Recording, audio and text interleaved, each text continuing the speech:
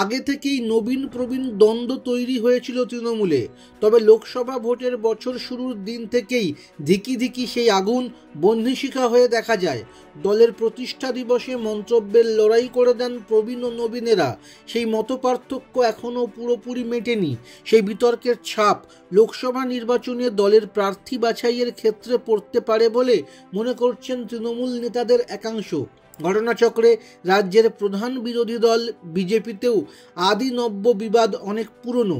সেই বিতর্ক এড়াতে লোকসভা ভোটে তৃতীয় পথের কথা ভেবেছে গেরুয়া শিবির। রাজ্য সফরে এসে কেন্দ্রীয় স্বরাষ্ট্রমন্ত্রী অমিত শাহ প্রার্থী বাছাইয়ের ফর্মুলা নিয়ে তার তথা কেন্দ্রীয় নেতৃত্বের অভিমত রাজ্য নেতৃত্বকে জানিয়ে দিয়ে গিয়েছেন বলেই বিজেপি সূত্রে জানা গিয়েছে। তিনি নাকি ৩৫ আসনের লক্ষ্যে লড়াইয়ে নেমে কোনো ঝুঁকি নেওয়া যাবে না, এমনটাই বলেছেন।